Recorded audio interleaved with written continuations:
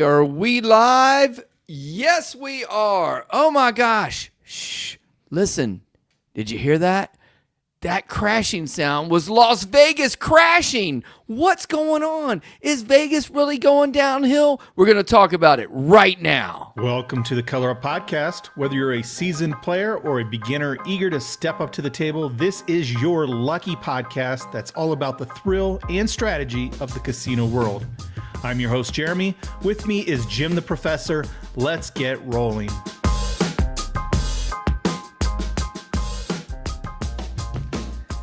Well, Jim, I really want to know the answer to this one because as of Tuesday, I will be a Las Vegas resident. Whoa. So this is very topical for me. I need to know what's going on in my own backyard. Okay. Yeah. So it's suddenly got very personal to you. Yeah, I guess so. Okay. I mean, I wouldn't normally care. Mm-hmm. Who cares what Dallas, Texas is doing, right? I don't know. I don't personally care. I know the people in Dallas probably do. I wish no bad things. Yeah, no. Yeah. I hope them continued success, whatever. Mm-hmm. But yeah, Las Vegas, it's like, you just go there for fun to visit. You know, it's a big tourist city, but now I'm moving there, Jim, and I'm moving there this week. And so what is going on in my town? Am I going there and I'm going to be the last one? You're last one in, first one out. It's going to be a ghost town before I know it. I don't know. Well, welcome back, by the way. Yeah, it's been a while. while. A little break. Yeah. It's been a while. And a big hey to everybody out there. And stick around to the end of the show. We will have the monster roll, which is when we take all the viewers' questions if we don't pop them up live while we're on here talking about Vegas, how to make Vegas great again. I'm not trying to make that political or anything, but there seems to be some issues that maybe we can solve them, maybe we can't. Maybe we can get other people to solve them. Yeah, so it's been 3 weeks. 3 long weeks. I've went on family vacation. I went on a personal cruise. Okay. And then I've been doing a lot of work because, to move and stuff, I gotta do my video work, but then I've been packing up my house. You know how all that goes. So this is my last remaining items here. So the house is completely boxed. Oh, wow. Except for my editing here and my podcast setup. So as soon as this is over, boom, it gets packed up. Final boxing, and then tomorrow we load the truck tomorrow morning. So, and don't forget about that club member only event coming up. Yeah. So in between, I've been like ordering, and there was a shipment that I got in that was a bad order, and then I've got some shipments going to Las Vegas, and I'm like hoping I don't have porch pirates in my new neighborhood because there's like boxes sitting there, and trying to arrange all the timing stuff has been a little chaotic. I don't know. I've been doing my best to take it all in stride. But what have you been doing for the last 3 weeks? Just playing soccer, doing school stuff as we race toward the end. And I've got a very busy summer planned, and it just starts off from the get-go with a trip up to D.C. to see some baseball with my buddies, and we might sneak out to probably the world's most expensive casino now. It's pretty doggone expensive, National Harbor. Yeah, okay. And then we'll come back. Then I'll fly out to Vegas for DiceCon, and after that, going on a cruise. Does National Harbor have like $10 bubble craps, or what's the... I don't know. I'm sure there'll be somebody in the chat who can tell us, but there's nothing cheap in that casino. The table's 50 or 100, right? I'm guessing. On the busy nights, I've been in there in the afternoon and they yanked them up to 50. It's scary for a little guy like me. But once it gets crowded, they know. And we'll get to that, I guess, at some point, but these casinos doing that with these table limits, I mean, it has a little, effect on what our topic is about Vegas, I think. Mm-hmm. So, and it seems like every time you tell me about soccer, you're winning. So you must be have off to a good season. I scored a goal in our semifinal playoff game, which was the first time I scored all year. However, we were missing 2 of our best players. And I was not able to carry the weight of the team, and we ended up losing 5-2 in the semis. But we're off to on my summer league. We're off to a 2-0 start with 2-1 victories, and I'm very excited about that. And got a buddy coming in town. One of our club members, Jeff, the Tin Man, is coming on in town. We're gonna, maybe he might come over to the Professor's Palace. We might go out to dinner. We're totally wide open on that, and maybe even try the little casino in P-Town, Portsmouth. So that's what's going on. But so let's go ahead and jump to the topic. Yeah. Let's frame it. And let me know. I mean, for one, I guess we should describe: is Vegas crashing? Well, it's before we figure out what to blame.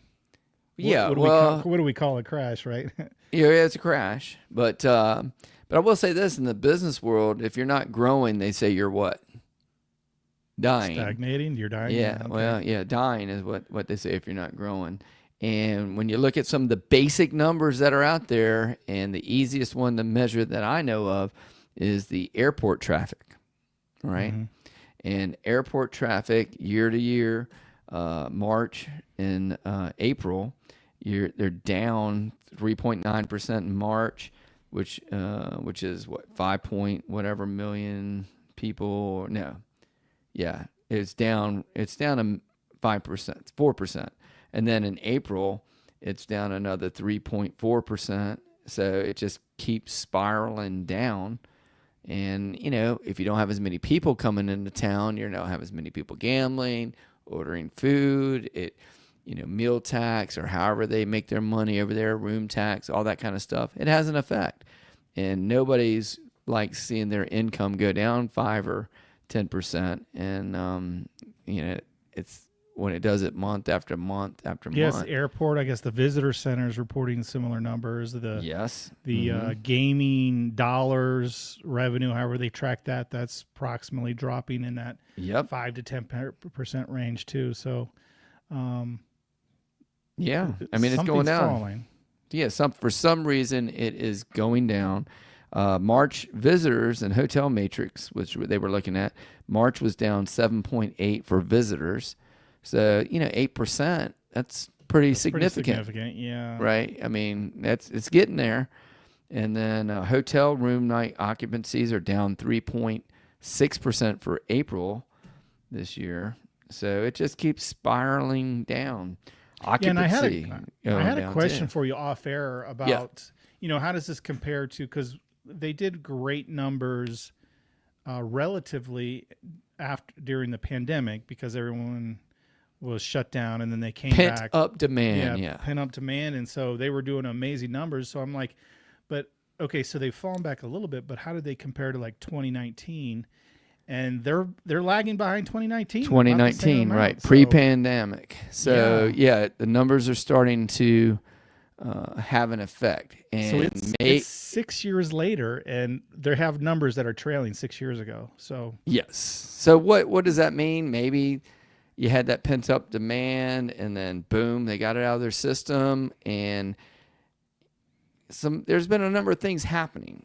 Yeah. And you've been to Vegas, I've been to Vegas, and pre-pandemic versus post-pandemic, and there were some definite lowering of cost and items and experiences as far as the all that stuff. So we're going to talk about a lot of those over there. But you have lists and stats and stuff, so you can kind of keep me on track, and I'm going to bring up some things that I'm aware of, and maybe just tell me if I'm out of line or whatever. But one of the things that stuck out to me that was really interesting was that hotel occupancy was down, so a lot less hotel bookings and whatever. Right. But the average price is up. So this they raise the prices on the people. The faithful people who are showing up, right? They say, "Hey, look, even though there's less people, they raise them up." I don't know if they're like, "Well, we got less people, so we got to make up for the gap, so we're gonna charge you more." Like, to me, that seems like backwards business. It seems like cut your rates a little bit, get more people in the door, build up demand. What do I know? I'm not a Las Vegas tycoon. Not yet, but after Tuesday, starting Tuesday, your journey begins. Casa, Hotel Ellerick, Yeah, I don't know. So we're going to talk about a lot of them, but the gambling revenue, when you take all those people who aren't there and they're suddenly not there and they're not gambling, of course it's going to bring the revenue down for folks. But it's interesting when you look at Vegas on strip versus off strip, downtown specifically. The downtown numbers have actually gone up a little bit. They're up. Same with Reno. Reno's up. Reno's up also. Okay, I don't know about any other markets, but because I get the newspapers from Vegas and Reno. Okay. Yeah, off strip and Reno are up, while Vegas is the strip is down. I don't know how far they categorize that. I don't know if it's from like the Strat down to Mandalay Bay, but the strip is down. Mm-hmm. Yeah. Yeah, down, and again, pretty significantly as far as the revenue. 5% has a big take on that. That was what March was down 5%. April's down 2.9%, almost 3%, and then Vegas downtown was up 1% for April. So it actually grew as far as the numbers, even though less people are coming. Why 5%? Maybe doesn't sound like that a big deal, but year over year, they were going in the 10% plus range of revenue growth every year. Oh yeah. Until recently. So this is a big shock for them. So, they gotta, like a lot of us, and actually Procraps is in the chat and he mentioned people are hugging their money right now. Casinos got to do the same thing. They got to figure out, there's a lot of financial insecurity. I think, I don't know if I'm jumping the list or whatever, but yeah, no, people have a lot of questions. We right? we talk about what we want to talk about. So yeah, you go whatever which way. There was an administration change, right? You like it or you don't, but there's volatility there, so people don't know. Hey, what's going on? Things are changing, laws are changing, stocks changing. There's all kinds of things, and I think people are like, let's wait and see where things settle before we plan our vacations or plan our conventions. Although conventions are still are up. Conventions are up in Vegas, so. And that's actually the thing that's saving Vegas right now, as far as keeping it close. Because if they didn't have those big conventions, the other thing that they said has had a real big impact, or else it would have been lower, I guess, was WrestleMania had a huge impact down there.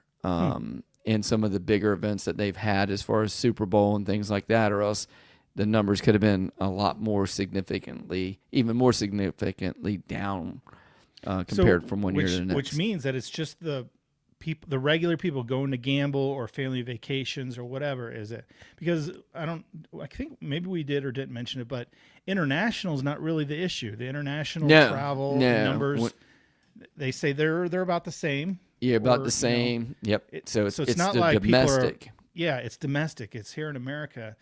And, here and domestically, there's a lot of competition now. Not that this is brand new. There's been, sports betting online, casinos online, local casinos for the last few years for sure. But maybe now people are saying, hey, why not stay home? Why not go to my local? Whenever, Vegas was a good deal. Like we talked about it pre-pandemic, there's good deals to be had. Yeah, I will say this though, and you mentioned John from Procraps saying hugging their money, but I remember talking, I guess last year when we were doing the podcast, when we were getting started, one of the early episodes, we were talking about gas prices, and for a while the big thing was egg prices, and when all these things keep going up, the average Joe Blow, the little peons like Jim the Professor, suddenly you got to guard your money very tightly and be very careful with it because you don't have as much disposable income. And then when you combine the macro forces maybe of the economy, and then when you have all this, I think one of the little things, you said that, hey, we drove the mobsters out to get a fair deal in Vegas, and then here comes corporate greed that's just as greedy. And truth be known, I've seen increases in the prices of table limits, deals, lack of more buffets and meal deals and all that kind of stuff, and it's impacted me. My first few times I would always stay up at the Strip, whether it be, Caesar Property or MGM. And now the last couple, I've seen to have gotten a lot more value downtown, and you throw the table limits and all that on there, and it just seems like a better deal for little peons like me. Yeah, the last few years, just inflation has been out of control. So, like you said, if it's hitting your wallet every which way, then you got to make some decisions, right? So you got to look for value. Most of us, right, got to look for some value somewhere, and that's what I mean by people are finding value in other places. And you did mention though Natty Harbor, right? $50 tables, so they're not competing with anyone. I think they have a different crowd, and that's a whole different topic or story. Yeah, that's a different. I understand there is inflation there, but there are also $5 tables still in the country. In many places. There's places in Michigan, which mean these people are not. This is not running. They're not running loss leaders or charity. $5 game is still a profitable game. So the fact that casinos go up to $15, $25, $50, $100, they're making an extra buck. Well, let me ask you this: if a $5 table is profitable, $10 table, is it twice as profitable? $25 table 5 times as profitable. Right. And there's elasticity, and you chase some people away, and you and I have both been at casinos. Depending on who your clientele is. Depending on who the clientele is. There's a lot of factors. It's not super simple, but I do think Vegas is, especially the Strip, has kind of come down a little bit. A lot of the retail shops that they built, and I think I mentioned to you, I watched a lot of vlogs on Vegas, and there are other people saying, once these numbers came out and started talking about it too, and they have retail shops that they just built, nobody's in there, or they were in there and then they shut their doors because they couldn't pay the rent, and now they've got these nice buildings and nice spaces, retail spaces, and nobody's in there, which is kind of sad. I think everyone understands, the supply and demand, and where you have to put the value number to attract customers. I just think Vegas seems to be a little slow on it. They're quick to raise their prices, but I think they're slower to adjust or slow down the raising. I mean, they're like Palms, for example. I know I believe I believe that a tribal casino bought the Palms, and they now they advertise and run a $5 craps game. And obviously, local casinos run $5 and $10 games. But even on the Strip, like it used to, like 2 years ago, it was like you can't find anything for less than $25. Now you can play $15 games pretty much all the time, not on weekends and holidays, but you can find a $15 game pretty plentiful. And then on the edge of the Strip, you can find $10 here and there, if you go on afternoon. So I think there is some. They reaction. Do have to make, there is some reaction. It just seems to be slow. But, we'll see how it speeds up, right, with these kind of numbers that are hitting them. Because at some point, you can't, like the hotels, you can't raise your prices to prey on the few. You got to get more customers in. You're right. And you got to keep the people who are faithful coming back to your property. And I just run into that a lot. People are like getting frustrated with Vegas. It's just you mentioned the mafia. Like, where's the cheap shrimp cocktails? Where's the free parking? Drinks, right? It doesn't exist. Yeah, right? parking. Yeah, parking's like insane. Yeah. Who charges for parking? Well, Vegas does, and they charge hefty prices for parking. Man, there's so many things they kind of nickel and dime you. I think it was a report that said the Flamingo, which is probably lower end. It is in the middle of the Strip, but they'd probably consider low end tier, and they're charging $60 for early check-in. Like the room's ready, it costs you $60 to get in there 2 hours early. Like, instead of saying thank you for being here and getting your card, putting your stuff up and start gambling, they're saying, here's a $5 coupon to gamble. Yeah. thanks for being here. It's like, nah, you want to come in 2 hours early? How about $60? So, Okay.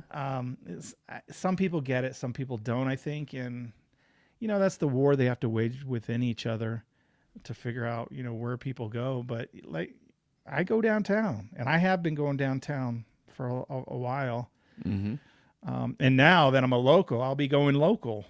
Yeah, you'll maybe have a deal with one of these standalone properties that's 15, Right. 20 miles from wherever. I mean, you can go do a lot of things once you get there. Right. Why do I need to travel to the Strip and pay extra prices, to play whenever And park, and park and right and from the whatever get-go. else, and the food is. I mean, I got to be honest though, the food in Las Vegas is top notch.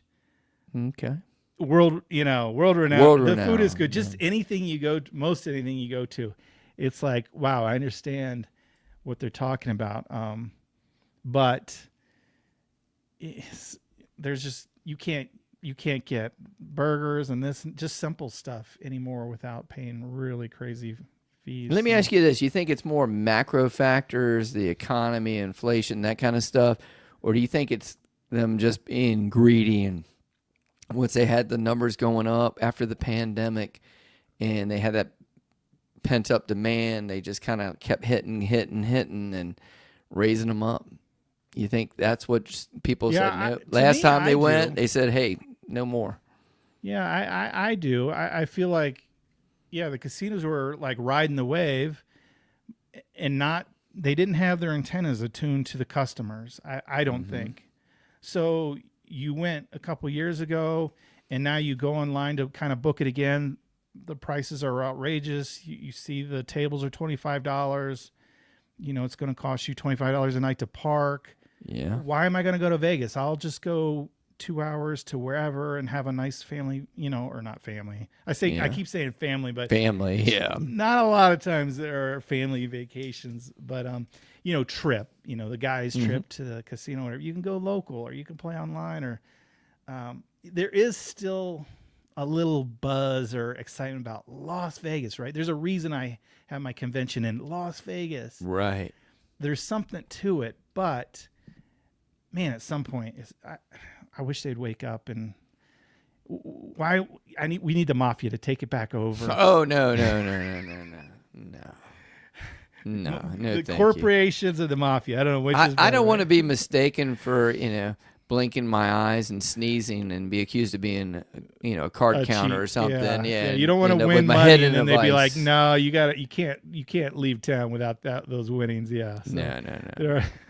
There's some factors that corporates done a good job at, but Now, let me ask you this. And I say that a lot, by the way. I listen to our podcast on Apple. And again, we're powered by Sports Grid. So if you're on Apple, whatever platform you're on, type in Sports Grid, Color Up Podcast, you'll find us. But anyway, do you think it is just simply the greed of these people, or do you think these people are saying, hey, look, we've been there and every time we go, you keep raising the prices and no, enough is enough and let's just go.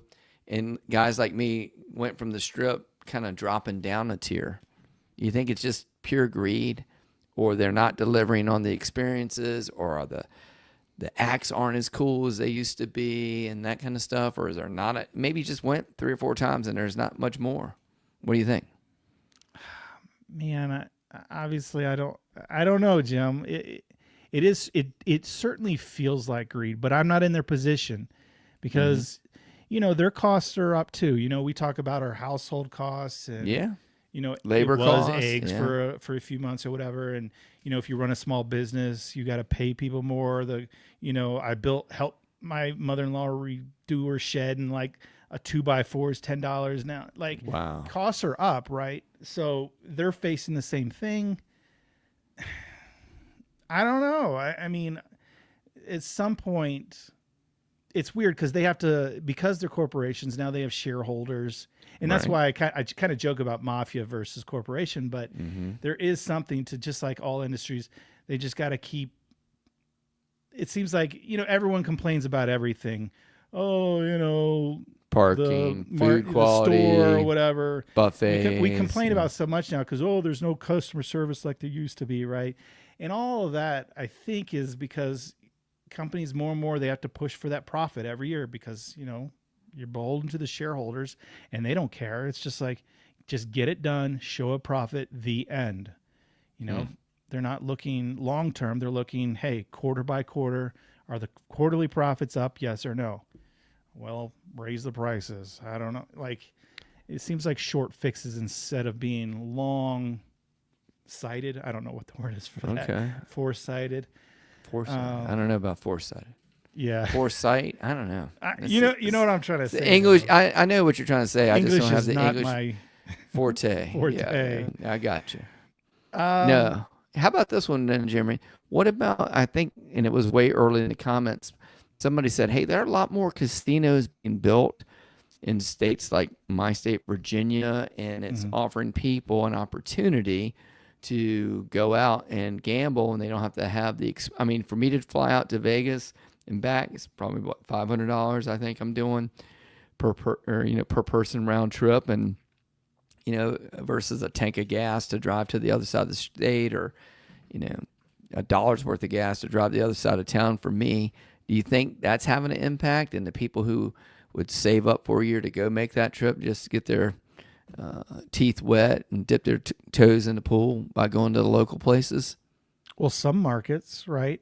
Like I mentioned, Michigan, you got tribal casinos all over that are running $5 tables. You got places at Biloxi that people still find value in. Oh yeah, love Biloxi. They have good rules. You could buy the 5 and 9 without the VIGs always on the end. Little things like that you don't feel like you're nickel and dime. You feel like you're getting a good game, right?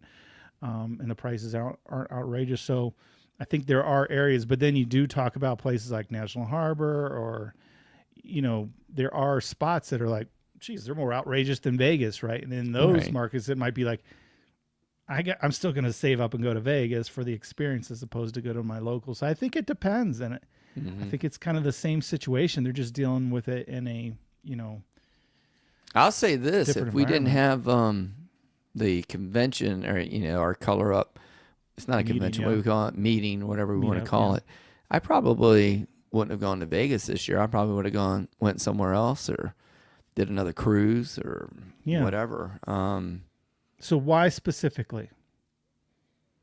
I guess for me, when I don't get the value that I used to get. I used to go and I would stay at, Park or MGM Grand, or, Caesars, Paris, or whatever on these places.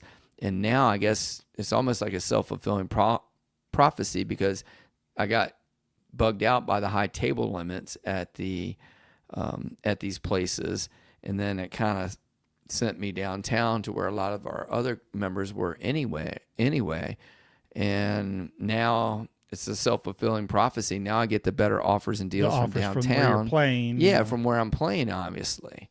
So I'm guessing that's it for me. But I would, with these, I still get one from Sahara. I didn't stay there last year. I played with a few people down there the last couple of days, and I got like a 4-night offer and a few $100s in free play. So that's one of the places I'm looking at, maybe picking up a day or two if I don't sleep on your couch or whatever when I get in town. But yeah, I don't know. It's just, I guess right off the bat, you're traveling. Airfare number one, right? That's that's the biggest expense. So $500 to $1,000 or whatever it was. I know they used to kind of sometimes you can have a deal, give deals and stuff, but yeah, you're looking at quite a big expense just to get there, where you can drive or whatever if you got local places, which almost everywhere has somewhere reachable by car nowadays. So you got to have a reason to go to Vegas. And Vegas is amazing. Like, the shows are still top notch. Yeah. It's like everywhere you turn, there's something entertaining, even if it's just the crazy people that you're looking at. But it is super entertaining. It is just a magnet for entertainment. Stimulus, stimulus. That's the one thing I really wanted to do this year. I didn't do it last year with a bunch of Color Up folks, because I was saving it for Bonnie Boo, my wife, and that I want to do the Sphere experience. So she's coming in at the after DiceCon's over for a day, and we're going to spend the day there. I'm going to get tickets to go do that Vegas nice. Sphere. Yeah, so that's one of the things I'm excited to do. But yeah, there's stuff to do, but there's a lot of other cities that have shows. There are a lot of other cities that have good quality entertainment and stuff. But it's I don't know. It just doesn't seem like the value is there, or they're not publicizing the value as much. And I know there's some other YouTubers you and I both looked at, and one of the guys has a list about, hey, where to get the $1 beers or $3 beers, or the hot dogs for cheap and all that kind of stuff. But Vegas doesn't in my opinion, do a good job of marketing itself on the value that they're bringing. That's what I think. I don't know. Yeah, and it seems like some of the places are, you're not going to see Cosmo say, "Hey, we've got $1 hot dogs," right? Right. Because they've got now they've established themselves as a certain crowd, certain clientele, or whatever. Mm-hmm. Which that's the game they played. That they set themselves as, "Hey, we're this tier. That's who we cater to." So. Mm-hmm. And I don't know. It doesn't, like, these numbers don't really break down who's in trouble and who's not. Like, maybe those guys who are the upper tier player, moneymaker people are still right there, and they're actually holding the numbers. Where it's, the working man, like, I would sorry, the little peon like me, the peons like us, right? This. Who are looking for value, and it's a concern. Guilty. Bringing the numbers down, right? Mm-hmm. So I guess it just depends. Maybe that socioeconomic class is okay in holding the numbers strong for Vegas. No, they don't really care about it. They don't care. I don't know. I've got the list, and one of the things that said possibly could be an impact was the explosion of the online and sports betting. Where before, and you tell me, if you want to bet online in Vegas, you have to go to a casino, correct? Correct. Or is that in Vegas or anywhere in the state of Nevada? Nevada. Okay. Yeah, we don't allow online casinos, and we don't allow online horse betting, which I love that, and it's gone for me now, moving from Colorado to Nevada. Yeah, just they've structured it, and the politics and whatever, like. Right. No, we're not going to allow that. They're funneling and forcing you to go to a brick and mortar place to do those type of things. So you think that possibly has had an impact where all these people, if they want to bet on the Super Bowl or they want to do this, that, and the other, now they can just do it on their phone. And all the other states, right? Yeah, that's what I'm saying. Like in Virginia, you can gamble on NBA or the whatever right from your own spot. You don't have to go anywhere. Yeah, I don't know. Like I said, this is not brand new. This has been around for a few years. Yeah, it's true. It's not like the 50s and 60s or whatever, when it's like, if you wanted to bet on anything, you just go to Vegas, right? You gotta fly there to bet on the Super Bowl or do whatever you want. Mm-hmm. There are options, but it's not like these options just popped up, and that's why the numbers are off this year. Yeah, it's been available for a couple of years. But obviously, every year it grows, right? So if Vegas is slowing and the online gambling is growing, at some point, there's an intersection and cross. But it is, the online gambling the numbers are crazy off the charts, growing every year. So it's obvious that people are gambling more online, but is that what's preventing them from Vegas? I don't know. That was one of the things on the list for us to talk about. Maybe. They're saying it's cannibalizing foot traffic, that for people who would normally travel to a casino, now they can do it on their phone, and they're definitely not going to Vegas, right? Yeah. I don't know how many people though are. Yeah, that are not. The people who go to Vegas are going gambling, entertainment, the experience, to get away. There's a lot of reasons to go, and I'm not sure if just picking out the one thing is going to stop them. But if they're hardcore gamblers, I mean, yeah, they're going to find a way. Why go? Yeah, exactly. Okay. So how do we correct it? How do we correct it? How does Vegas correct it? How, as you say, make Vegas great again or get it back on Right. track. What do you think? Do what works to draw in customers, right? And for I guess some casinos, that's different answers. Like we said, maybe the Cosmo's okay. They're happy with their clientele and they don't see a drop. I wish they would kind of break it down, but it seems like you got to provide value for the value seekers. How big of that 5 to 10% drop is that population? Seems like a lot, but I don't know. But it seems like, give me a reason to go there instead of going to your other 3 casinos in your state. Okay. What makes it, value? Yeah. Maybe I'm stuck on a one-track mind. That was the number one thing on the list. It said value balanced pricing, reintroduce budget-friendly room rates and tables.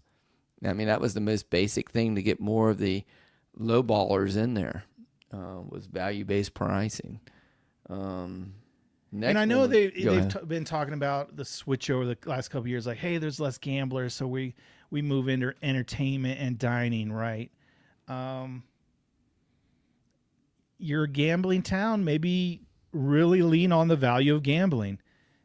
Stop it with the 3 000 roulette, the 6 to 5 blackjack, stop it with this stuff. That's not the game. That is just pure greed, adjusting games to screw the player.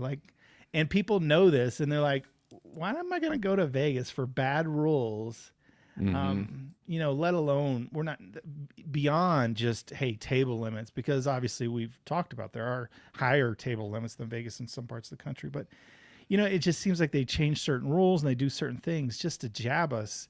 And so you get a yucky taste in your mouth when they don't need to be doing that. Now, for the new people, I say new people, we're probably newer people, or they don't know the difference.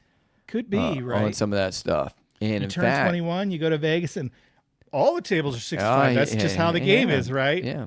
So, and I mean, I guess that's why I do what I do, right? I talk about what's, value and VIGs and things like this podcast to try to get the message out there that, there are other ways, there are better ways.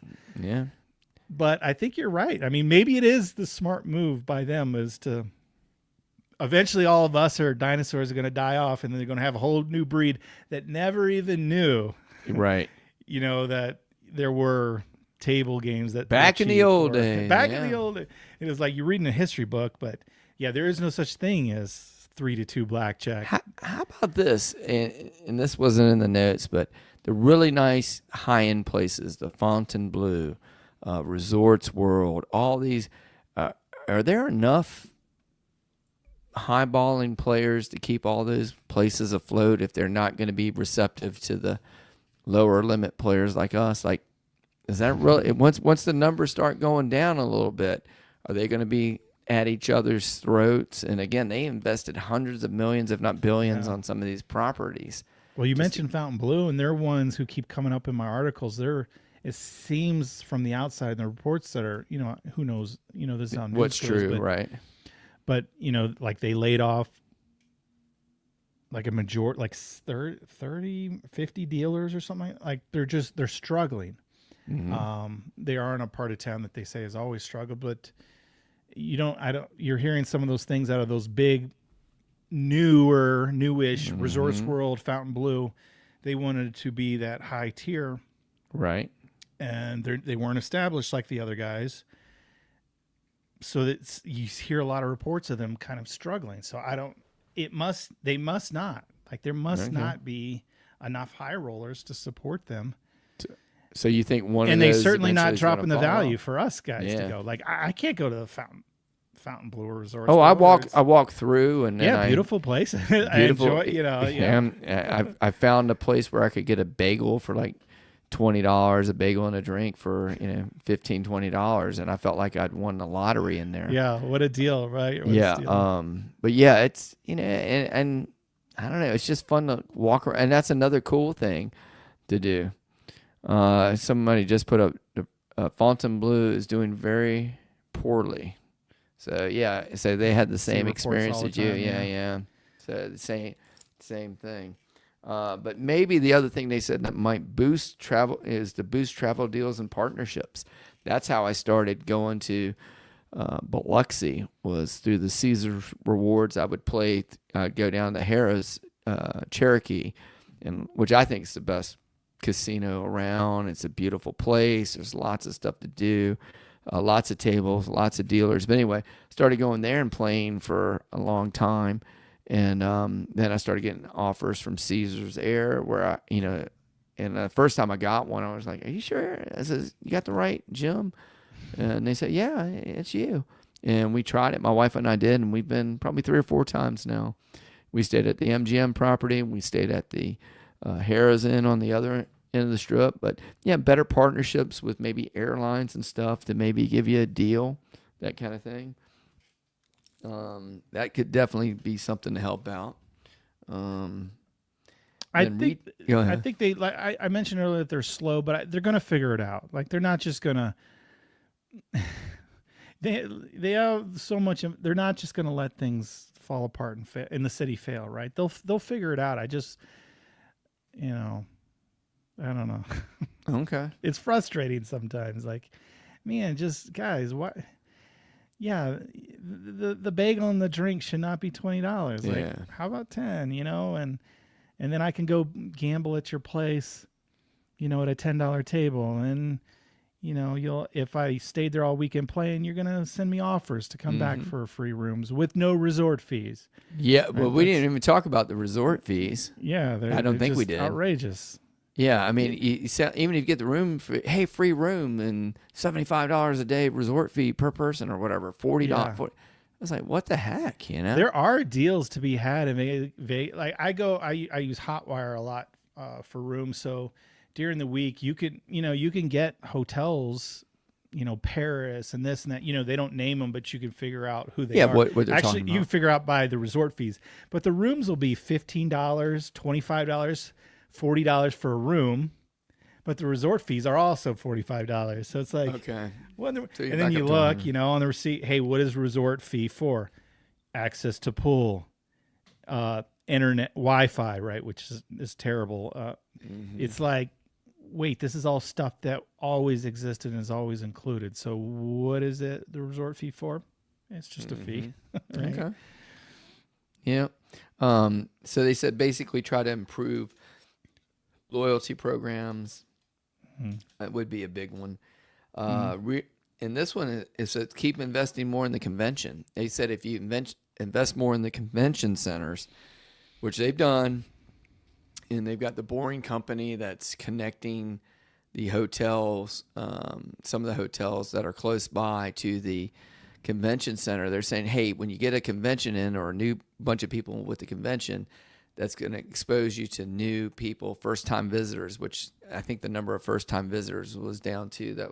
I don't see that stat in front of me, but that was a big thing. They're constantly looking for new visitors to conventions make sense, right? Because who goes to conventions? It's businesses, right? So, and business can send employees, and this is all.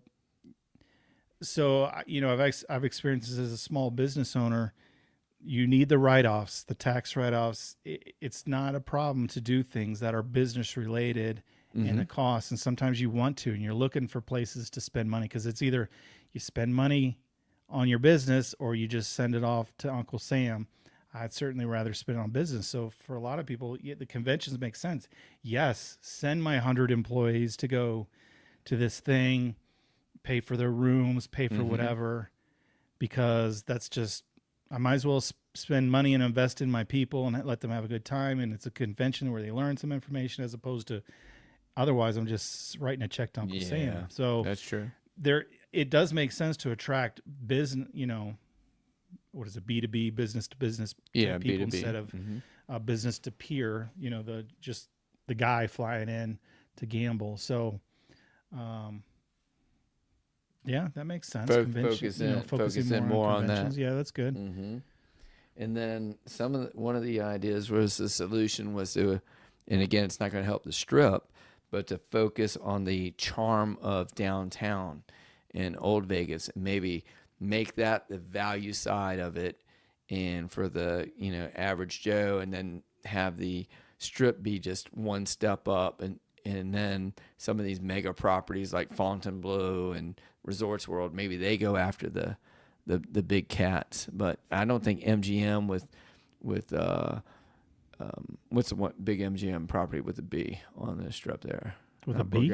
Yeah. Bellagio, and then Caesar, that's their top end supposedly, right? And then Caesar's Palace is supposedly the top Caesar's one over there, and they would be competing against the Resort Worlds and the Fontainebleaus over there. But if they focused on the downtown and kind of funneled us that way, and then maybe if you build that loyalty up downtown, then we can work our way up to the uptown, or I say uptown, to the Strip properties and all. Yeah, maybe. I mean, they've certainly attracted me to downtown. It's where I go. It's where I stay. It's when I go to Vegas.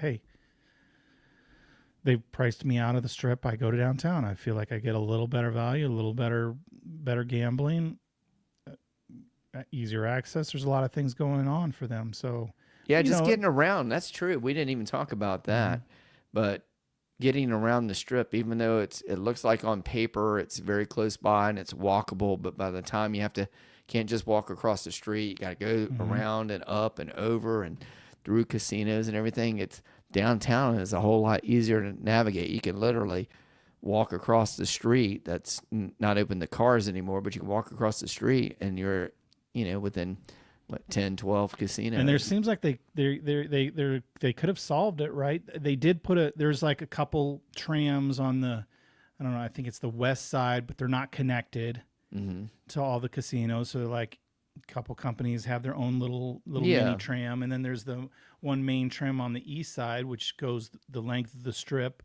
but it's so far off the Strip and it's still hard to access everything. It's almost like you're walking just as long. But they don't really have people movers where it matters out front, right? And it's still a struggle to get to place. And I don't know if that's by design, because I do know plenty of people that believe in the resort thing. Like, hey, I go to this spot and I stay there. They have the food, they have the show, they have the gambling, and I don't go anywhere else, right?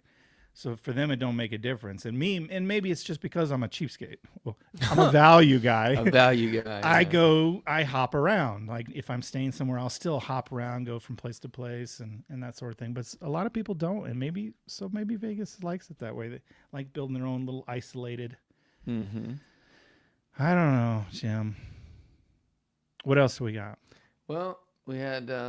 because we can open it up. And we had closing thoughts. The closing thoughts was that Vegas needs to do something different, and they need to do it sooner than later because they don't want the June numbers to go down. We don't want to be talking 60 days from now about June numbers going down. Don't take too long to figure this out, No, it shouldn't be too long. I bet you there's going to be some reactions. And I bet you maybe when even on our little Dice Con that's coming up, I bet you there'll be some, if we have some people staying at the resort hotels, which I don't know, I don't have the list in front of me, but I'd be curious to see what those table minimums are and what the resort fees are, and if they're staying there, if parking's still free for the higher end platinum tiered or whatever, and what members. People get when their offers. Yeah, like are they giving them like three? Yeah, are they giving them $500 in free play or whatever? But yeah, there's a lot, and then you got those off strip properties like Palms and Ellis Island and some of these places. I love Ellis Island, and I understand they're going through some remodeling and stuff, and they don't have as many tables open up right now. But I love that little place as far as going in there to play. That seems like that particular could be a model. Seems like a model, right? I mean, they're not. You don't dress the lady doesn't dress up in the beautiful gown and the heels, and the guy's not in a tie. They go see the show, and then they're gambling $100 table. That's not the experience, but they are super famous for their still $10 steak and eggs meal. They're famous for their $5 table. They're 24 hours. They got well known for being a value spot, family owned. And now look at them. They're expanding. You know, everyone loves growing. the beer garden. Yeah. They're growing. And I don't think that their plan is, hey, now that we're growing, we're going to get fancy and become a $15 table casino, and our steaks are going to be $85, right? Mm-hmm. They know what brought them, and they're going to double down on that as to being the value place. And man, it seems like. And now their location with the F1 big success that they had with that, with the F1, they're building some grandstands out there, or they have grandstands going there, and you know they are maximizing their, you know, place, their position, if you will, where they're at, and that might be a good wake-up call for some of these other places. Seems like a great example to look do at. that. Just see what they're doing. See what they're doing. So yeah, maybe to copy them, but yeah, as far as the list goes, you know, we got to do something different. There could be some global travel headwinds heading our way, but the big thought was, hey, the Strip can't simply rely on the high-end rollers. They need the little peons like Jim the Professor to be a part of it. You know, what percentage of their income is going to be from little peons is not, you know, needs to increase a little bit, because I think we're hurting them. That 5% is going to be peons. Yeah, there's millions of us, right? It totals up to millions of us. Yeah, and collectively, millions of dollars. Yeah, collectively, we're a pretty big customer, and the economy, you know, it is what it is, and inflation is what it is, and if they want our business, they've got to adapt to it, right? Got to do something different. Got to change it up. But anyway, that's all I had. I don't know if you have any closing thoughts before we head on into I the think it's just Monster an interesting Roll. topic, and it's hard to wrap your mind around it. We don't have I certainly don't have the answers, and you know, I've had my moments to say stuff, but maybe the corporations know what they're doing. It doesn't seem like it from my point of view. Okay. But I don't know. I don't have the answers, and I didn't pretend to be. But it is interesting. But maybe somebody's listening. Maybe some of these execs are listening to us tonight. Yeah, they tune in every week, Sunday. right? Yeah. Okay, I think we can with that. Well, unless you have any final thoughts. No final thoughts. Otherwise, we'll shut it down for now. We will head to the Monster Roll. Stay right where here. We answer all the live viewer questions. Take some calls. I don't know if I'll do that tonight. Like I said, I got to box things up. Maybe. Okay. We'll see. All Maybe right. you can twist my arm. But hope you enjoyed the episode and the topic tonight. And until next time, good luck on coloring up. All right. We got quite a few viewers here. A lot of comments. Yeah. Maybe they had the answers. Maybe I don't know if you kept your eye on them. I'll start at the top. And you start at the bottom. Well, there are so many. You might just kind of skim through and see what you got. But yeah. Wow, there's a lot. We had pent up demand for our podcast, apparently. Yeah. Part of life, gambling in Vegas. The foundation. Let's see. The foundation of Vegas was value hotels, value buffets. Oh yeah, we didn't even talk about. We didn't talk about the food. We talked about it pre-show. Yeah. That left the average gambler with more money to gamble with.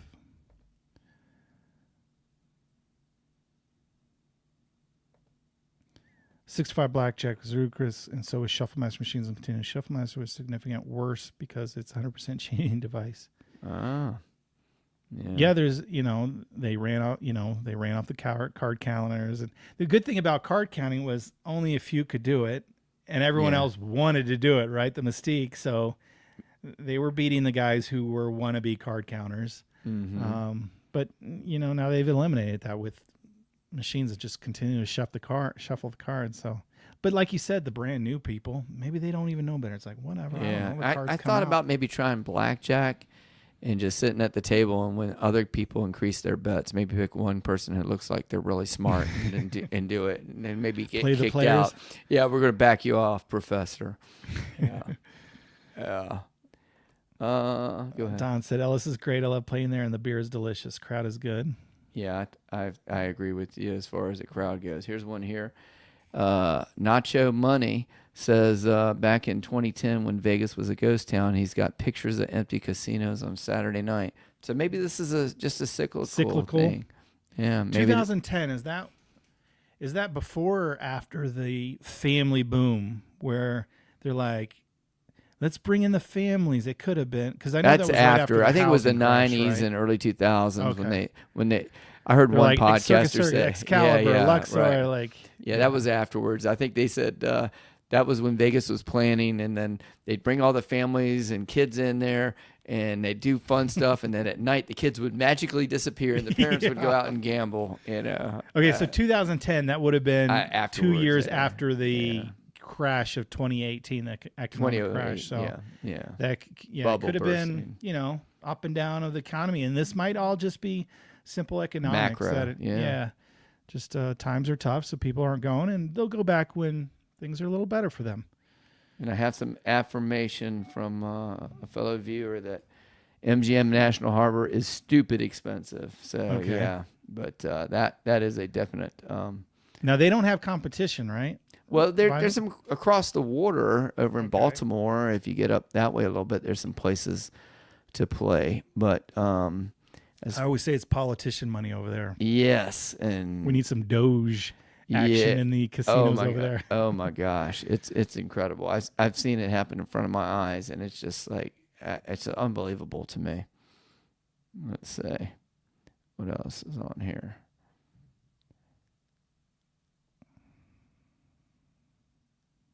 Oh, here's one here. Just says it all. Harlan Abraham said Las Vegas did very well for decades when Nevada was the only state that had legalized gambling. Now other states have legalized gambling, and maybe it's as simple as that. Maybe maybe Vegas has hit their high water mark, but as going to other places, nobody else has got all that Vegas has right now. And you can't compete with it. It is a spectacle unto itself. It is, and as long as it's got enough of that to keep people coming, but if a lot of that stuff, if the numbers keep going down and some of those special fun places go away, then it's going to be a lot different over there. Let's see. And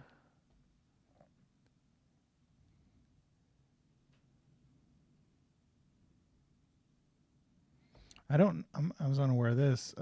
Gaming, you do have a choice. That choice is to go to either Atlantic City, talking about Northeast. Yeah. Foxwoods, Mohegan Sun, and soon New York City will have full tables.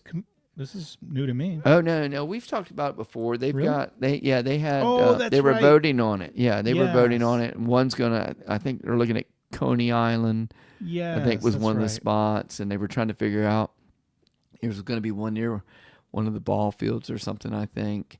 But New York is going to have it, and that could put a big dent. People with disposable income say, hey, but then again, the big rollers in New York, they're probably going to want to get away, that kind of thing. So, part of it is getting away. I mean, that is an aspect of it. Here's John. You mentioned his comment earlier. He said they're hugging their money, but it's the uncertainty. It'll come back. Always does. But the thing that Vegas needs to return to being is a gambling town. It's lost its identity. And again, if you're throwing out 6 to 5 blackjack and triple zero more roulette. ways to win at the roulette wheel. Oh yeah. Remember the article that we talked about a few weeks ago? And it's it acted like they had a big sign in there, like it was a good thing. Right. Wow, you got another zero, that kind of thing. Yeah. Let's see.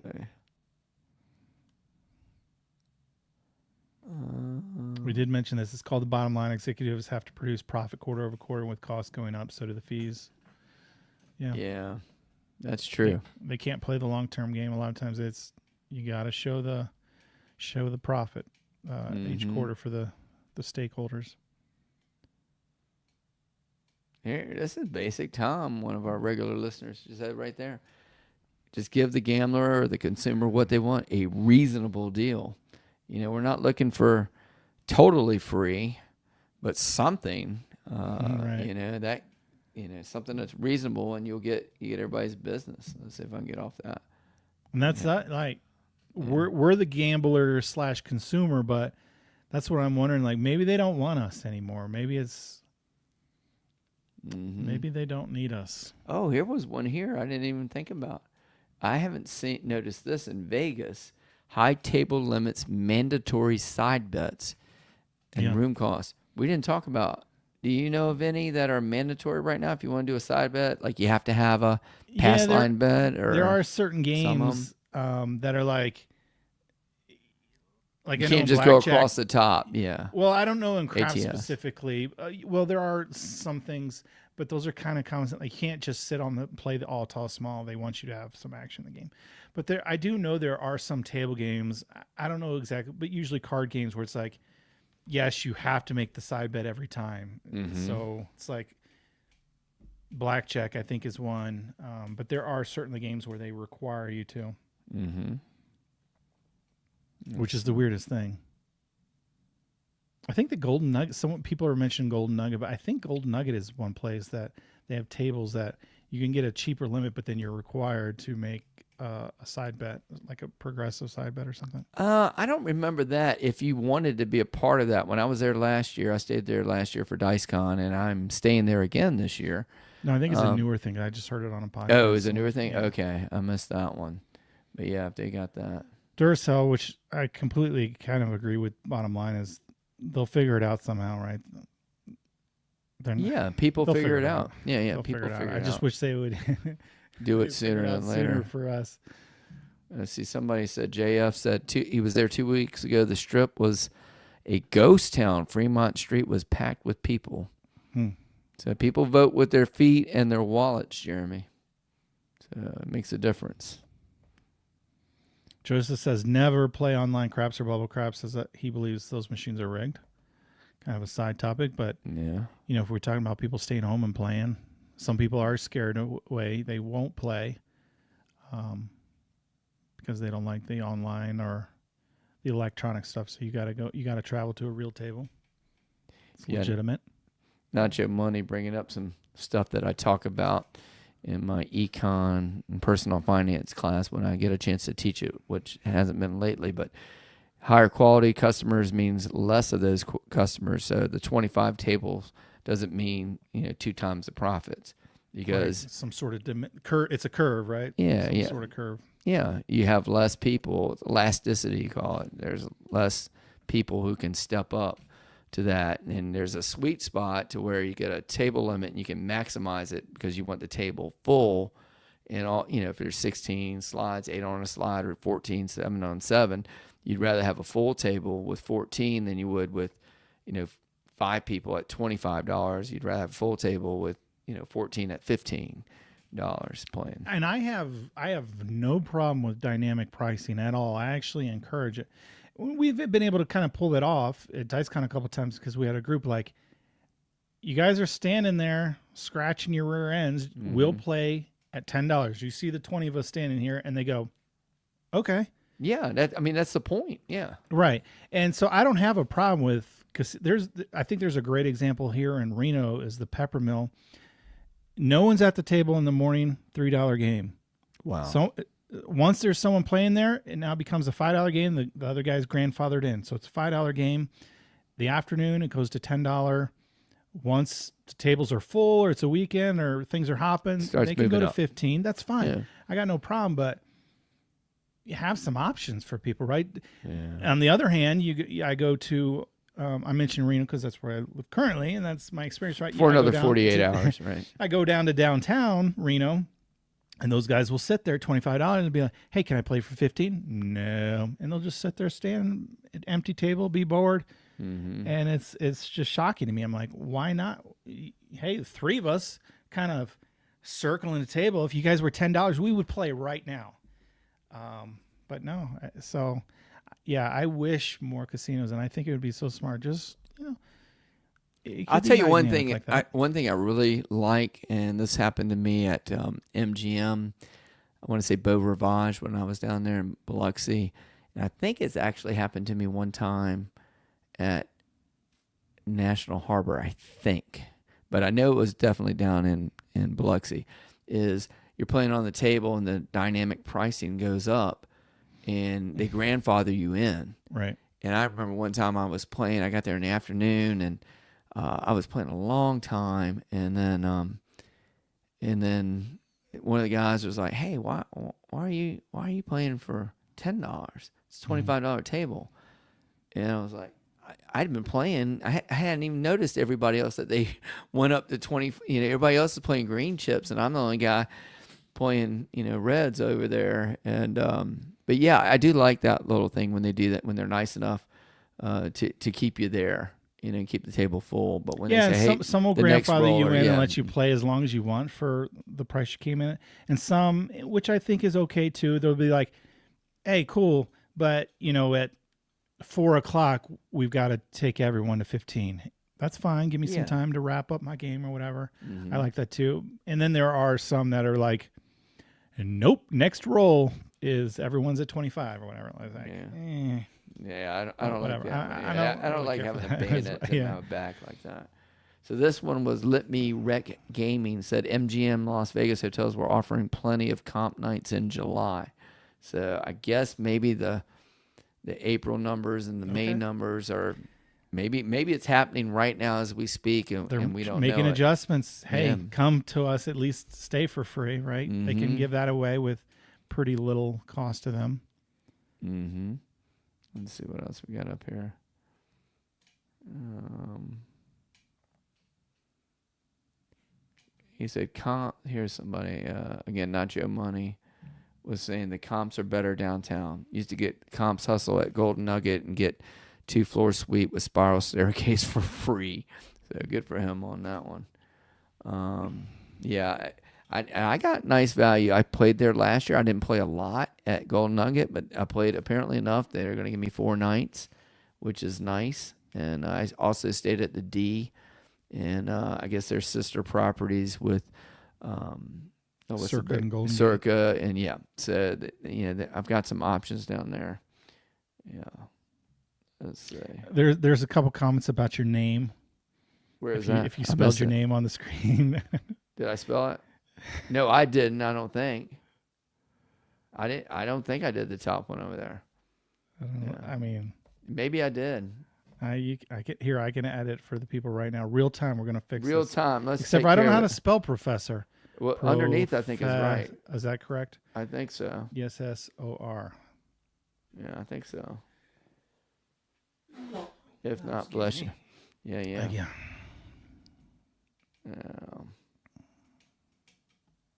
No skill and luck here. Casinos should blame themselves. The players have boycotted with their wallet. Yeah, people vote. You're right, skill and luck. People vote with their feet and their wallets, and they're not going to go down there, So maybe they'll go back to the $5 tables. I don't know. You think they will on the Strip? You'll see some $5 tables. The When end of we the go? strip. In Possible. June, I don't know. I mean, you might like Sahara. Oyo is technically, are they on the strip? I don't know. I wouldn't Nah, say not I wouldn't really. say They're they're kind of on on a the strip corner. hotel. Yeah, I would not call it that. They're right across the street from MGM Graham, but Yeah, but on the other side of the other side, Tropicana. yeah, like perpendicular to the Yeah. strip. Yeah. We got a lot of new comments. I should be. All right, you get on those. I'm going down still.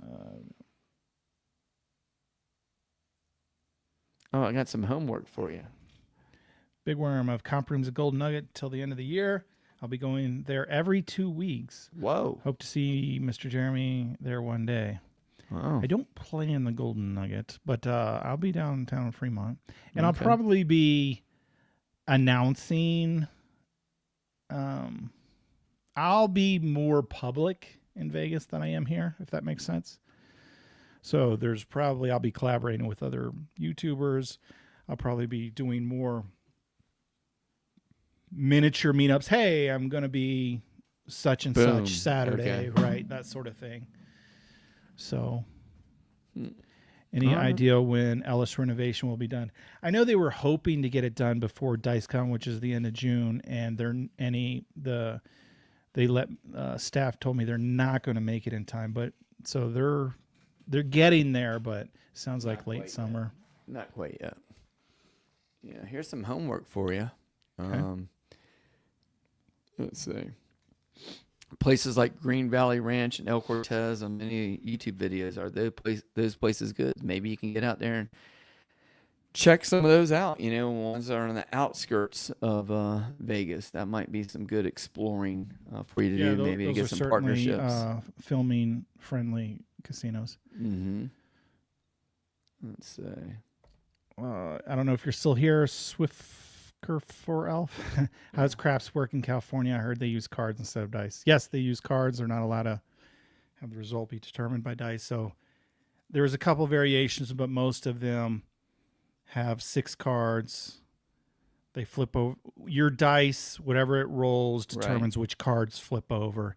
Okay. And then those cards are the dice roll.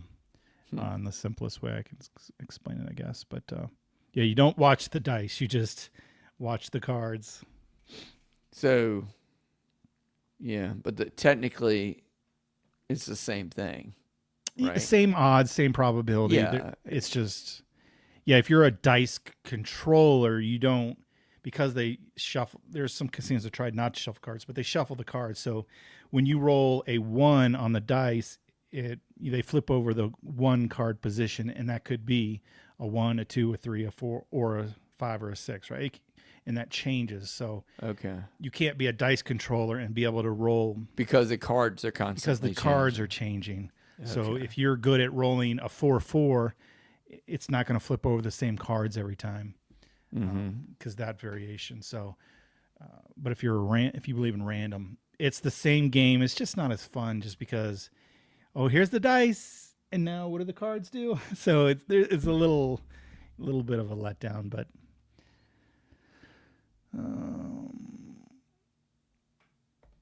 Troy Valley said I was just there last week, and the last driver I had said it was about as quiet as it gets. Wow. And it is kind of that time of the year too, I guess. Yeah. Just like anything, they have seasons. Cyclical seasons, yeah. But I will say this, on the videos I was watching this week, there were people like showing the strip, and I thought it was like, 7:00 in the morning, but it wasn't. It was late afternoon, and I was just I was there at the end of the month with my brother, and we were walking through MGM and a couple of the places we were South Strip, and it's like, man, it was pretty light loads. Wow.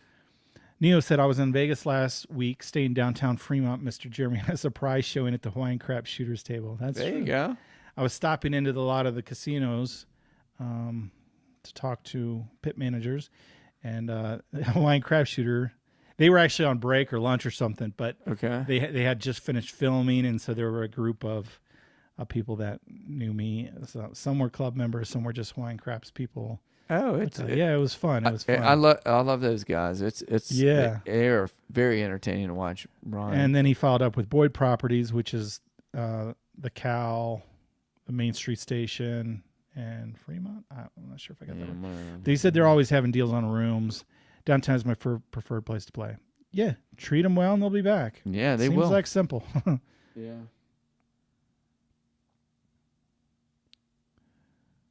Oh, here's one. What's this one? Said wants to see Jeremy and Jim on a live stream with Vegas Matt. So there you go. You hook up with Vegas Matt and make it happen. I think he's a slot guy. Slot streamer. Yeah, that's all right. You know what? Slot influencer. No, not that there's anything wrong with that. Not with the old Seinfeld. Yeah, Seinfeld there, yeah. Not that there's anything wrong with slot players, but we're dice players over here. Yeah, let's see what else we got on here.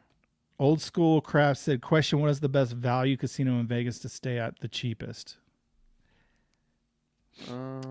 It's tough.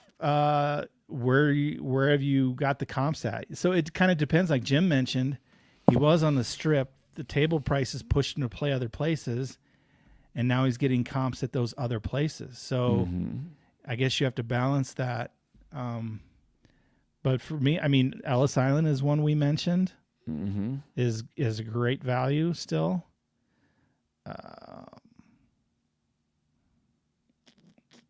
But otherwise, I would say where you get your comps is probably the best value. Yeah, I don't know if that makes up for going from where you want to stay too. Yeah, to $15 to $25 table. Yeah. I don't know if it kind of compensates for that, but that's probably not your complete decision as what the table limits are. So Right. Do you want access to certain things or Are you shows? are you big on pools? Are you big Yeah, on the pool this? thing is. And then the relationship with, if you have a local casino, what is the relationship between your local casino? Because that'll definitely impact the comps that you get. If it's a Caesar to Caesar, MGM to MGM, or Boyd to Boyd, or Rivers, or whatever, whoever they're with, that'll have a huge impact on where you There's stay. not a one size fits all answer for that. Let's They got him. Jerry's Nugget used to have $3, and I played it. Now I think it's a $5 table. Whoa. See how things are changing. Yeah, man. I mean, But that's still pretty reasonable. Jerry Nuggets is one great food. They've always been known to be a value place. But it's a locals place, a little sketchier of a neighborhood. But they usually have cheap, good gaming there. Mm-hmm. Okay. I've never played there. I mean, I've been by that neighborhood, but I've never actually gone in there. Maybe that could be a DiceCon thing this year. Yeah, it's usually, I mean, I think they have like 2 tables and usually only one's running and that sort of thing. That's kind of the problem with smaller casinos. Okay. Yep, downtown Grand is $5 craps almost all the time, and they're 1 block off of Fremont Street, so very accessible. And that was the group that was very unfriendly to me and some of the other club members, because they had a shot clock. If you want to roll the dice, if you didn't, I haven't seen the shot clock, but I have seen surly dealers. Well, they didn't actually like play a clock, but the guy, the box man, starts counting backwards from 7, and if you don't launch, you have to pass the dice, and it was just like. So you do run a $5 game, you attract $5 players. You get. Oh, wait a minute! Are you insulting me? No, I'm a $5 player. And then if you guys got worried about $5 games, then sometimes they don't tip. And then if you don't tip, you get the lower end dealers, or you're a break-in joint. It's like a circle. So that's vicious. It's a cycle. It could be a vicious cycle. It's hard to break. It's hard to get good dealers and good players and a $5 table. And so that's why sometimes you don't see them too. That is a factor that we didn't really talk about. But you see it in places like downtown Grand, where I love the $5 game, but I have to put up with the dealers and the pit guys, which in my experience, have always had bad attitude. So okay. All right. This one here was Coach G, High Desert, California, said the Gen Z group doesn't gamble much like the other generations. Do you think that's necessarily true? Because I know a lot of them are doing it with their phones and stuff, but maybe they're like phone gambling's huge. So, and those are the newer people. So I don't have any data or knowledge on that, but certainly when you go to Vegas, you don't see as many 20-year-olds as you see guys that look like us. Mm-hmm. Absolutely. Tuscany has a $5 table. Okay. Shout out to the $5 table people. Where is Tuscany? It's somewhere between the Strip and Ellis Island, and it's kind of off. It's in that nomad convention center type-ish. Okay. Maybe I'll check that one out this year. Let's see.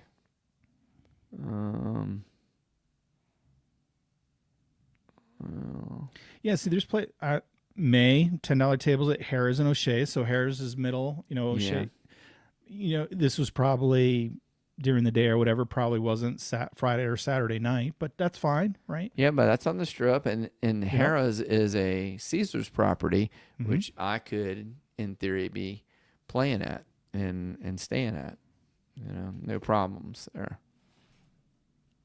Let's see. There's some experience. Bad Adam 12 says, been going there every year since 01. Okay, so we got some history. Flights were always full. Went twice this year, and flights were 60% full both ways. So he's seen a 40% drop, I guess, in his flights. That's his personal anecdote. Mm-hmm. And, I mean, he's got some experience if he's been going for 24 years now. Mm-hmm. Well, this one was what? I won Immediate 30% across, cut across the board, advertise. Yeah, Crap I'm out not of it, sure what yeah. you're cutting 30% at. Well, I guess he's talking about the resort fees and the Pricing, room rates and prices in general. Terry, I've been telling people for a while, if I had a casino, I'd have buffets, best odds on tables, 95% on all slots, 100% VIP video poker with points, tons of progressive, no fees, easy comps from. Yeah, one of my favorite podcasts is You Can Bet on That podcast, and those guys always joke around with how they'd run their casino. Yes, yeah, I listen. And You it's turn always me on those guys comical too. I mean, they do bring up common sense stuff like Terry has here, but then they also come up with some funny ideas for their casino, right? Yeah. Hey, one of my fellow soccer players jumped in to say, "Hey, Lance."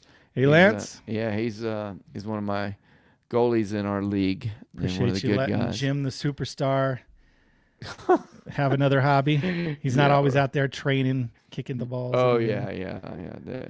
Are you a defensive guy? Is that normal? Right now I'm a defensive guy because I'm pretty fast, Jeremy. I don't know if you can tell by looking at the screen and everybody can. Yeah, you're very blurry when you move. Very blurry when I move fast. But so fast. But Lance is he's always communicating. He's a good goalie. So let me know where to go. Tom says there will always be businesses, casinos that will fill the need of a consumer sector. We're watching it play out. Your show is current events. Yeah, I mean the Ellis Islands of the world or whatever, they probably do listen and they cater to us. And like we said, we don't know the Cosmos and the, Caesar's Palace, and they probably could care less what we have to say or the common man has to say. So yeah, it just depends on who they want. Yeah. Love Joker's Wild out in Henderson. Smoke is pretty bad though. Yeah. What is that? Local place? Yeah, it's a local place in Southwest. It used to be. I think someone actually bought the property and they're going to reopen it as something, but it was famous. Joker's Wild was super cheap. And I think when they closed, I think the pandemic got them. They were $3. So, but he mentioned that the smoking, that's something we didn't talk about. Yeah. I don't know if that has an effect on things. We've had one casino that went smoke free, but no one else has followed. No. I know there are other states that don't allow smoking in the casinos. Yeah, Delaware doesn't allow smoking in there. I don't Colorado think Blackhawk doesn't. Maryland, so there are places, but how that affects things, I don't know. But certainly no one's followed the lead of Park MGM and Vegas. Oh, I see Duracell was jumping on there. Yeah, he was the one to Jim the Professor on purpose. No, it's ignorance or haste on that one. Let's see, anything else going on? Working its way down. Ellis is a great place to play, but they need to get that construction finished. It's a pain. Yeah. That's growing pains. Mm-hmm.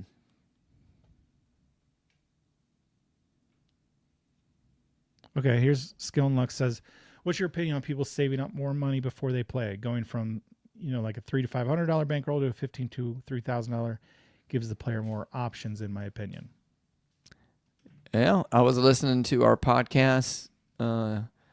Why I think it was the one why you aren't winning at craps or something like that. I can't remember what it was, but you said that bankroll. It was key. Yeah, it was crucial. It was selecting your style to play, and bankroll is by far the biggest determinant of how you're going to play.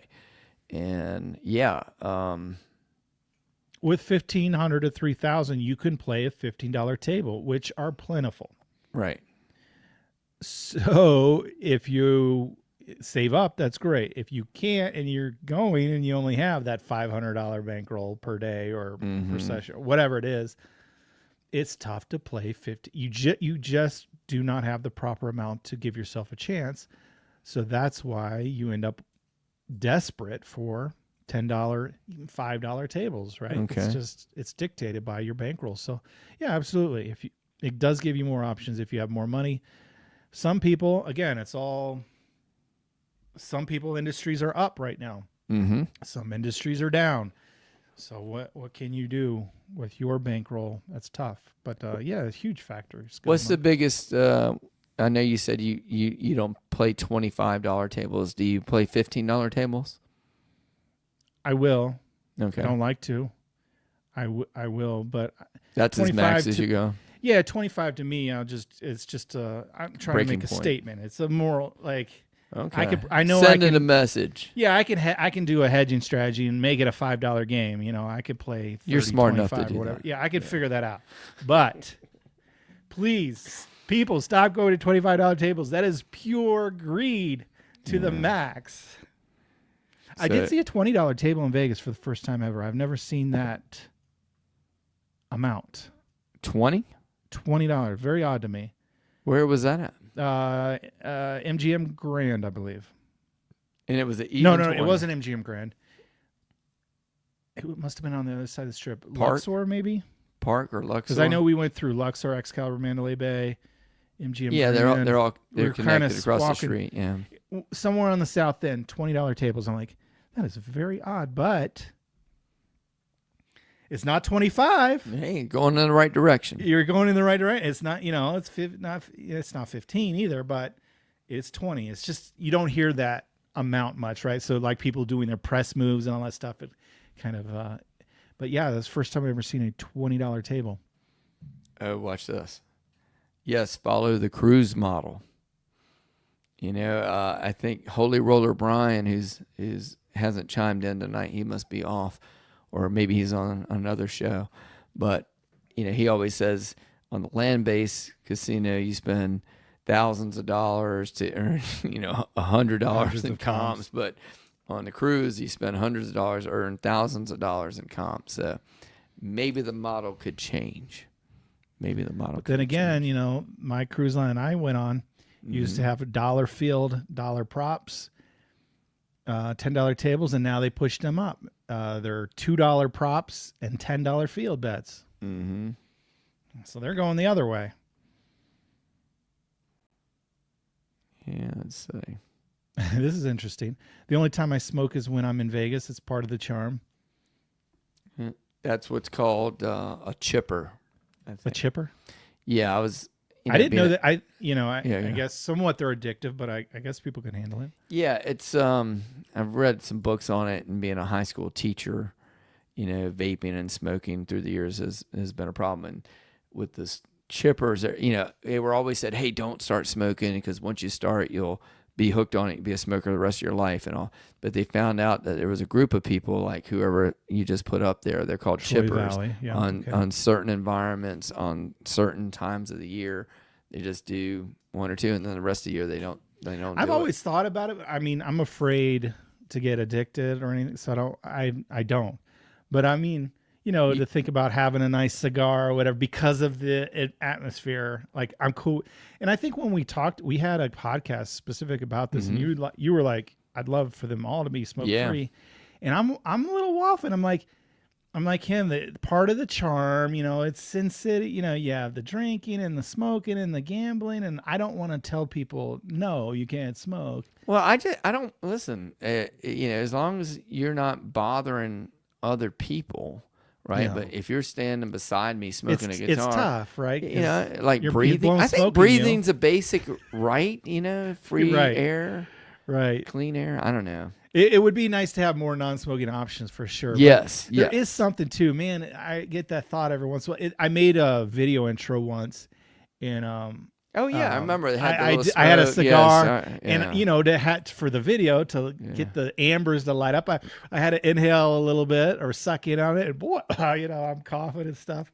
It was a struggle, but you know, just the Rat Pack, old 50s mob, casinos, smoking vibe is kind of alive still in my head. Yeah, I equate the cigar smoking and all. If you want to rub, you know, dog crap all over you, that's fine. But I don't stand beside me, so I have to rub it on smell it. you? Yeah. No, don't rub it on me, and definitely don't stand beside me. But you knock yourself out. But anyway, that's something else. It could be another topic.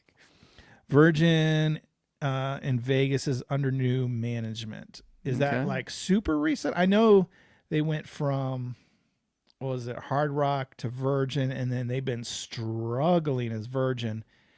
And then I thought a tribal casino bought them somewhat recently, but I don't know how new this new management is. I don't know. Mm-hmm.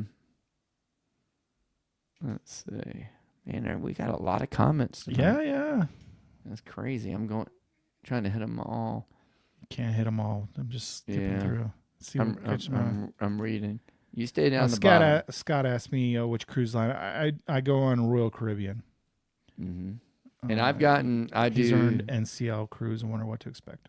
Yeah.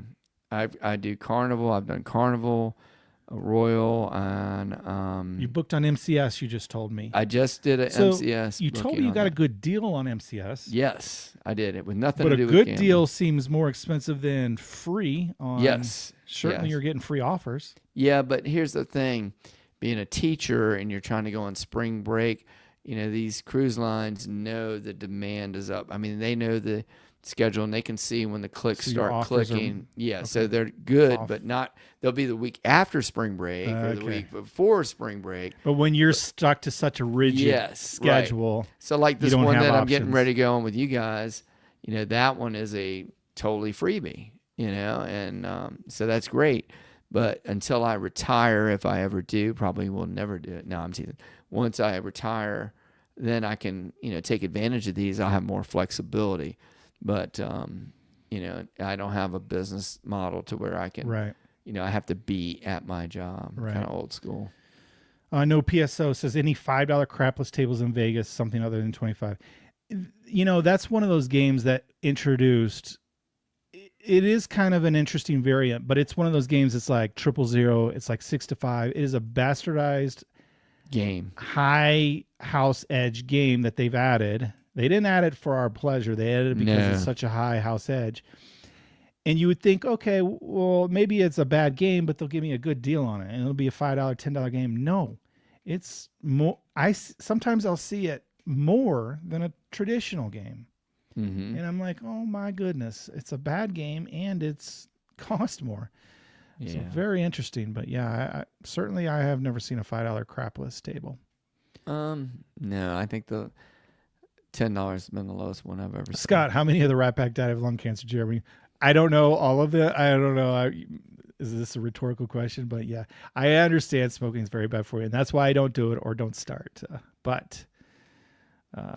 Man, they glamorize it. They did a good job of marketing that period of time. And by the way, speaking cool of cool and sexy, speaking of glamorizing, no matter what hotel, no matter what casino I get offers from, I've got stacks of them over here. It's so good to see that only beautiful women in low-slung gowns are playing there and they're throwing the dice right at you, And I'm sorry I bounced on the mic, but oh my God. I'm so happy about it's that. It's so true to real life. Yeah. Oh, absolutely. Yeah. I think Mark is answering the Virgin casino question that management transferred as of January 1st. So, Skill and Luck said smoking sections and tables have mostly all converted to non-smoking. Like where? There are I know, like in town, like the GSR during the pandemic. There were rules. Yeah, during the pandemic, a lot of places and then kind of changed some people it up. have said, like, which is the weirdest thing, like you can't. Okay, fine, no smoking at the table. Yes, but the slot machines all around you can still smoke. You might as well. Yeah, you're like Marie Antoinette or whatever on the not the guillotine. Who was it got burned? I don't remember. Public service announcement: Stratus $10 crapless, El Cortez 10 and 15. Hey, thanks a lot, Brad. Brad Y. Boom, shakalaka. See, this is what I love about your channel. You got people all over the place. The insight. Yeah, it's better than Chat GPT, and it's quicker. You don't even have to type it in there. You just speak it, and the people pop in Harlan with said, the never went there when I lived in Vegas. I'm not sure where he went. Maybe he's talking about, I don't know where he's talking about, but probably he never went, and he lived in Vegas. Yeah. Well, I'm at the end of the comments. Okay. I don't know where you're at, but I'm and I didn't open up my phone lines. A little strategic. Takes some time because I literally, for those who hopped on late, my whole house is completely boxed up except for these two desks. So yeah, it's getting late on your time. 5 more minutes. Yeah, we're done. You're out. Oh, he said Joker's Wild. He never went there. Okay. Packing. My sister popping in. Did you listen to the whole thing, Naomi? She said great live tonight. I don't know, because I did see her earlier on. But Naomi's in there? I missed her. Yeah. Hey, Naomi. But this is the very last things remaining. I'm gonna, as soon as I hit stop, this gets packed. Well, I have to finish like uploading some videos for next week. This goes in boxes. Tomorrow it goes in a truck. So I got some work to do. Well, thanks for listening. One of our favorite listeners out there. Number one fan. Dicey Motion said, Jeremy, are you still in Reno? As of today, I am. As of Tuesday, I will not be. I'm coming back the following week to help my daughter move to a different college. But yeah, as of Tuesday, I will be. Officially, I am now. I already have the rent going as of the 1st. But Tuesday, I will have been moved into my Las Vegas home now. And are you ready to publicize the address so your 100,000 and 125,000 people can drop in and say, hey? Yes, I am at 666 Las Vegas Boulevard, floor 42 of the Cosmo. The big beautiful penthouse suite. Yeah, absolutely. Just ask security, say you want to go up to the top and meet Jeremy. That's where I'll be. They'll send you right up there. No code word. No code word needed.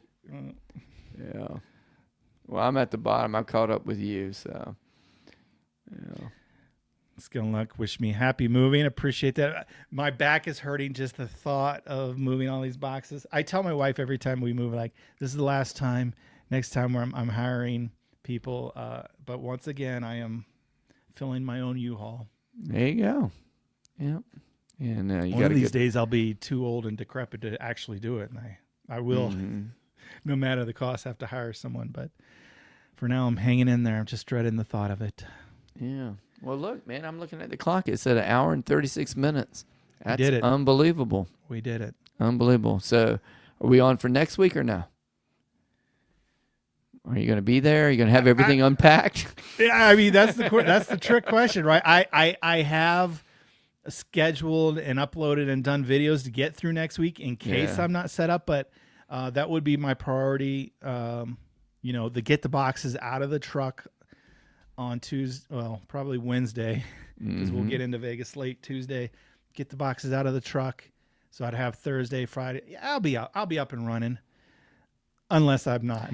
Now, question: are you going to be driving like that 2-lane road? I don't know. Desert, I got a map to see how big of a difference is because in a U-Haul truck, you don't want to. I don't want to.